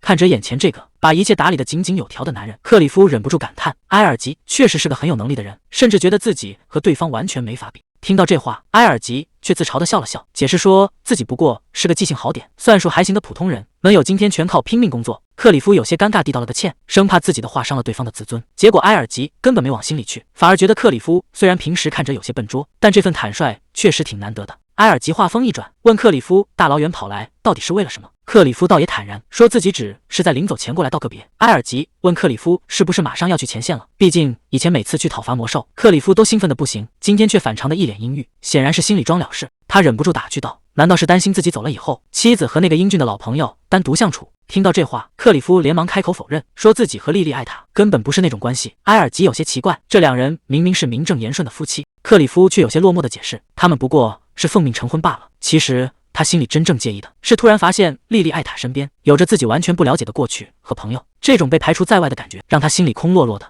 埃尔吉听完忍不住翻了个白眼，调侃他把这些肉麻的话留给妻子听，自己可不吃这一套。克里夫有些尴尬的承认，确实是这个道理。聊完之后，克里夫独自来到了花园，准备去找莉莉艾塔。远远的，他就看到了那个熟悉的身影。克里夫刚想开口叫住妻子，可下一秒，他却整个人愣在了原地。只见莉莉艾塔正和阿贝尔站在一起，两人挨得很近，阿贝尔手里还拿着一朵花，看起来十分亲密。克里夫停下了脚步，看着眼前这亲密的一幕，他心里顿时五味杂陈。他像个局外人，这一步怎么也迈不出去。时间回到几分钟前，当时莉莉艾塔和阿贝尔正在聊天，旁边还跟着女仆米拉。阿贝尔指着花园一角，好奇发问：“莉莉艾塔夫人，那边是菜园吗？”莉莉艾塔自己也拿不准，便转头询问身旁的女仆米拉。米拉赶紧解释说，虽然平时有人定期除草，但那里确实不是用来种菜的。阿贝尔一听便询问能否摘点野草，米拉一时间没反应过来，只是愣愣的应了一声。谁能想到阿贝尔直接当成了许可，二话不说就冲进草丛，拔出了一株奇怪的植物。这举动把米拉彻底看傻了，这人到底在想什么？莉莉艾塔有些好奇的询问，这到底是什么植物？阿贝尔笑着解释道，这其实是生姜，把根茎晒干了吃，能帮身体暖和起来。对于第一次在北方过冬的人，这可是个难得的好东西。只是他也没想到，这种南方植物会在这里长出来。阿贝尔拍了拍手上的泥土，直接把生姜递了过去，说是要送给莉莉艾塔。这一幕可把旁边的米拉看傻了，这送礼的架势，怎么看都像是在送花表白。莉莉艾塔倒没想那么多，她盯着生姜，满脑子只想着这东西好不好吃。阿贝尔还在一旁热情介绍，说这东西不仅能当调料泡茶，对女孩子身体也很有好处，特别是做成糖浆片味道更好。阿贝尔还在一本正经的科普，说这东西有利尿的作用，女孩子吃的时候得特别注意。这话一出，旁边的女仆米拉整个人都不好了，这话题也太让人尴尬了，就算长得再帅，也绝对不能接受。而此时克里夫正站在不远处，默默看着花园里聊天的两人。克里夫心里那叫一个酸，在他眼里，这画面简直就像是阿贝尔在表白，可实际上人家手里拿的不过是一株刚拔出来的生姜罢了。这误会可真是闹大了。在克里夫眼里，莉莉艾塔笑的那叫一个甜，可实际上他只是在礼貌假笑。旁边的米拉更是尴尬的不行，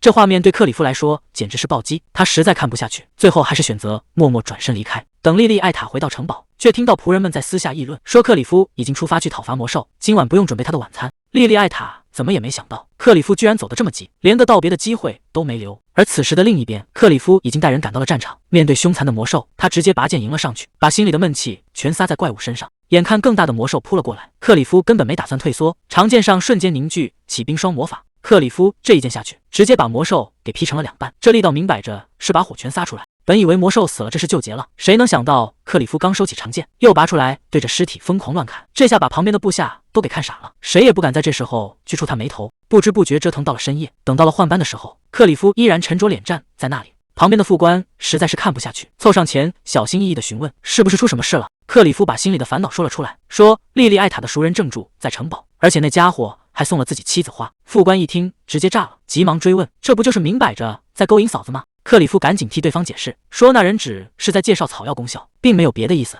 可副官根本不信，直言这不过是那小子的烟雾弹，也就队长心思单纯才会上当，对方分明是图谋不轨。这番话直接把克里夫说动摇了，他顿时有些不知所措。要是真如副官所说，自己又该怎么办才好？几个部下凑在一起，正私下议论着队长的婚事。在他们眼里，这位南方来的贵族大小姐可不是个省油的灯，甚至有传闻说她刚来就换掉了所有仆人。不仅如此，明明入冬前是最忙的时候，他还整天拉着克里夫到处跑，让堂堂队长给他当苦力搬东西。部下忍不住替克里夫抱不平，觉得队长实在太纵容他了。听到这些话，克里夫直接冷脸反驳，说事情根本不是他们想的那样，莉莉艾塔做的都是分内的事，而且那根本不是去游玩，而是因为自己之前工作有疏忽，妻子特意陪着他去向人道歉。这话一出，旁边的部下全听傻了，谁能想到事实竟然差了108000里。可就算这样，部下还是有些不服气，就算再有能耐，这刚结婚就跟别的男人走得近，也实在是说不过去吧。克里夫脑子里现在乱成了一锅粥，理智告诉他，莉莉艾塔绝不是那种会乱来的人，他做事向来理智又务实。可心里的另一个声音却在叫嚣，对方可是个南方人，而且还是青梅竹马。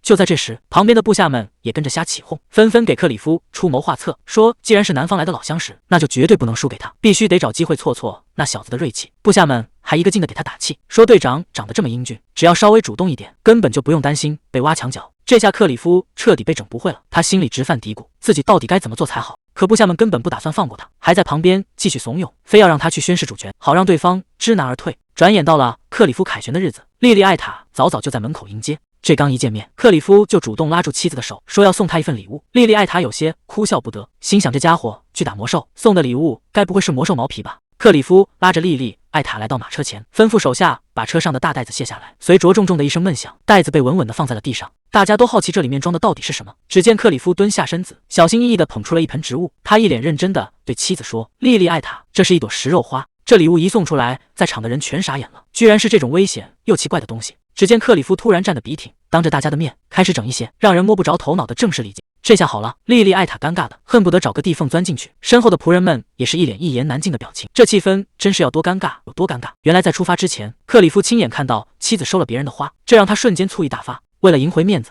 他听信了部下的馊主意，特意送了莉莉艾塔一盆食肉花，结果让全场气氛瞬间尴尬。这奇葩的礼物到底是怎么来的？时间回到几天前的军营里，部下们正七嘴八舌的出谋划策。有人提议，既然情敌送了花，那就必须用同样的方式反击。另一个部下更是出了个奇招，说女人最讨厌虫子，送一盆能吃虫子的花绝对完美。这逻辑简直和养猫抓老鼠一样粗暴。部下们觉得送花就要送活的，而且个头一定要大，这样才够特别够闪耀。克里夫在旁边听得一愣一愣的，居然还真信了这帮单身汉的鬼话。看着这盆张牙舞爪的食肉花，管家和女仆的心都提到了嗓子眼，生怕莉莉艾塔当场发飙。可谁能想到，莉莉艾塔居然笑着鼓起掌来，还夸这花送的太棒了。莉莉艾塔笑着问，能不能把这盆食肉花寄回自己父母的庄园？这话一出，可把管家吓得不轻。他以为莉莉艾塔是要把这花当成受虐待的证据，寄回娘家去告状，就像他之前向王室告状那样。管家急忙上前求情，解释说克里夫绝对没有恶意，求他再给一次机会。旁边的女仆也赶紧帮腔，说自家主人单身太久，根本不懂怎么讨女孩子欢心。两人甚至当场发誓，以后一定会好好教育克里夫。看着这两人紧张的样子，莉莉艾塔和克里夫都彻底懵了，完全搞不懂他们到底在紧张什么。管家急得大喊，赶紧向莉莉艾塔赔罪，说不该让他看这种碍眼的东西，他们这就把花处理掉。管家伸手就要去拿花，莉莉艾塔却一口拒绝了，说要把这花和魔兽一起寄回南方的父母家，这说不定能成为领地的新产业。南方那地方虫子特别多，谁也不想跟虫子同住一屋，在南方生活简直天天都在跟虫子打交道。这花虽然长得不好看，但好歹能吃虫子，摆在家里也完全能接受。莉莉艾塔看着这盆食肉花，脑子里已经开始盘算它的商业价值，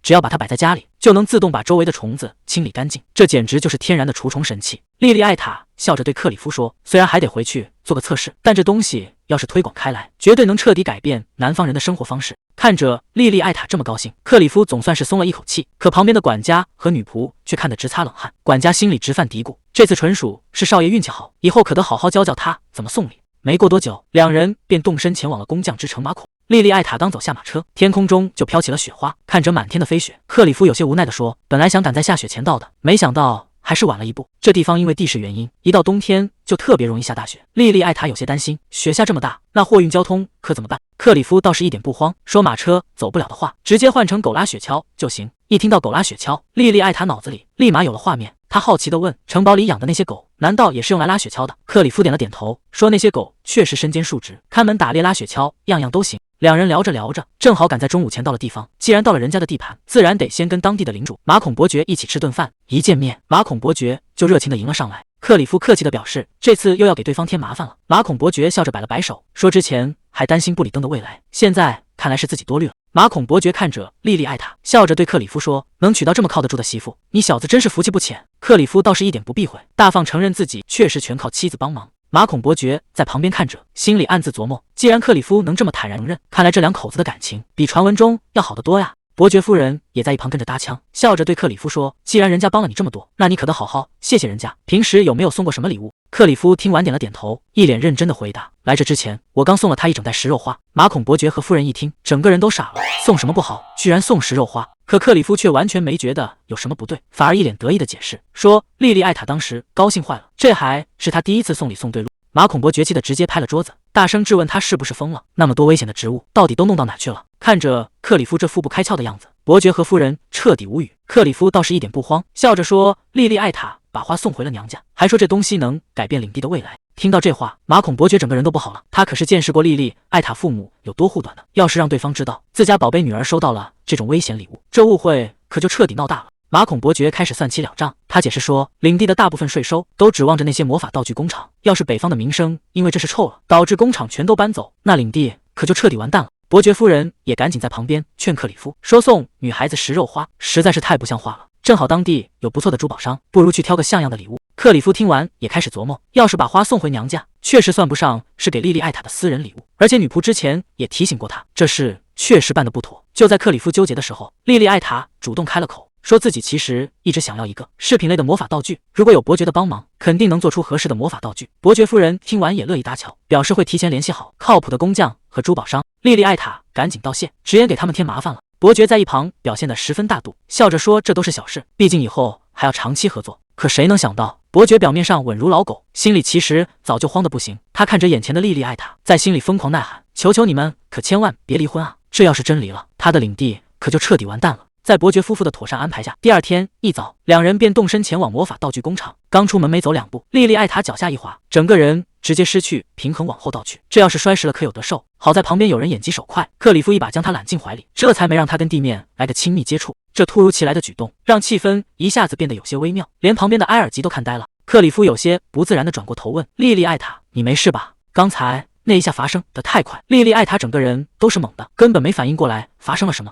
克里夫拉起他的手，提醒道：“在雪地上走路，你必须换个方式才行。”克里夫耐心地教莉莉艾塔，在雪地上走路不能用脚后跟着地，得像盖章一样直直地踩下去。看着这两人旁若无人的互动，后面的埃尔吉只觉得一阵无语。三人继续在雪地里往前走，莉莉艾塔看着前面带路的埃尔吉，心里直犯嘀咕：之前去别的城市时，埃尔吉明明都留在城堡里，这次却非要跟着一起过来，还借口说是有公事要办，他到底在打什么算盘？就在这时，埃尔吉停下脚步，说应该就是这附近了。可看着眼前一片荒凉的雪景，他有些无奈地叹了口气，这里可一点都不像要重建的样子。看着眼前这片被大雪覆盖的废墟，埃尔吉心里很清楚，当年这里遭受了毁灭性的打击，与其花力气去重建，还不如直接换个地方重新开始。这倒不是因为当年的领主不作为，而是那场灾难的破坏力远远超出了所有人的想象。这也意味着他早就没有可以回去的家了。虽然现在才来感慨这些，确实有点太晚了，但他还是忍不住有些唏嘘。不过生活总得往前看，埃尔吉收起心思，转身朝着不远处的工厂走去。毕竟今天还有正事要办。埃尔吉在走廊碰到了克里夫，看他孤零零一个人，忍不住调侃了一句：“怎么今天没跟夫人黏在一起？”克里夫有些郁闷地回答：“莉莉艾塔去攻防了，而且特意交代不用他跟着。”埃尔吉一听就乐了，这明显是被嫌弃了呀。不过他很快注意到克里夫手里死死抱着一本书，一问才知道这书居然是马孔伯爵特意借给他的。埃尔吉好奇地凑过去一瞧，书名居然是妻子为什么会生气。看来伯爵为了这小两口的婚姻大事真是操碎了心，连这种保命秘籍都拿出来了。克里夫倒是一脸坦然，直言自己现在是不得不学，毕竟要是再送错礼物，后果他可承担不起。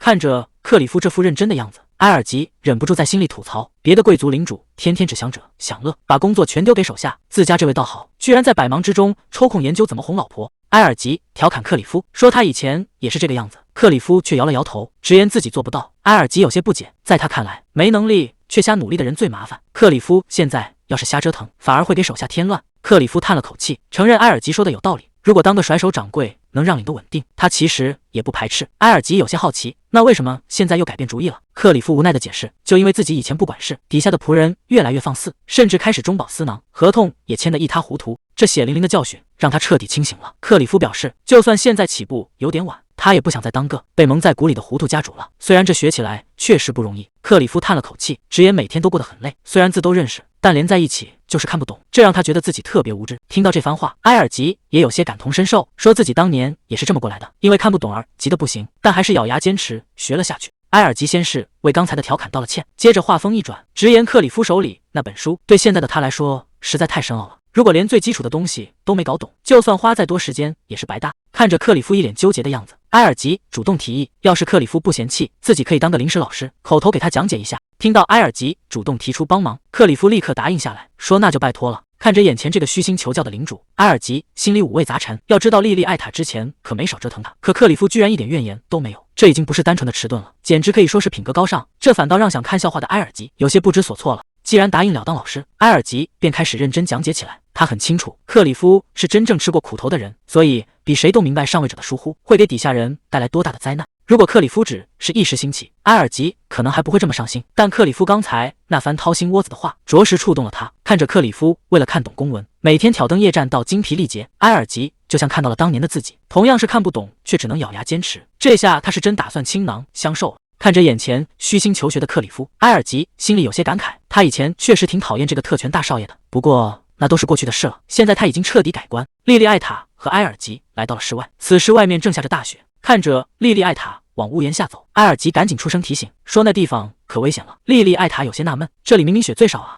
埃尔吉指了指上面，解释说那上面挂着的冰溜子一旦掉下来就像长矛一样，所以最好离屋檐远一点，免得养成不好的习惯。莉莉艾塔听完有些佩服，说埃尔吉对北方的事情知道的可真不少。埃尔吉摆了摆手，说这不过是些常识。莉莉艾塔可不信这套，他直接拆穿，说普通人怎么可能知道北方第一批栗子的市价，而且他对雪的熟悉程度根本不是书本上能学来的，这种生活细节根本装不出来。莉莉艾塔盯着他，直接把话挑明了，问他借着帮忙的名义到处调查各种事情，是不是因为他本来就是北方人？埃尔吉沉默了片刻，承认这确实是他被选中的原因之一。莉莉艾塔有些意外，没想到他会承认的这么痛快。埃尔吉有些无奈，说既然莉莉艾塔都看穿了，自己要是再装傻，恐怕只会被逼问得更惨。莉莉艾塔听完不仅没生气，反而笑着承认了。紧接着他话锋一转，看着埃尔吉问，既然大家的利益一致，那要不要考虑合作一把？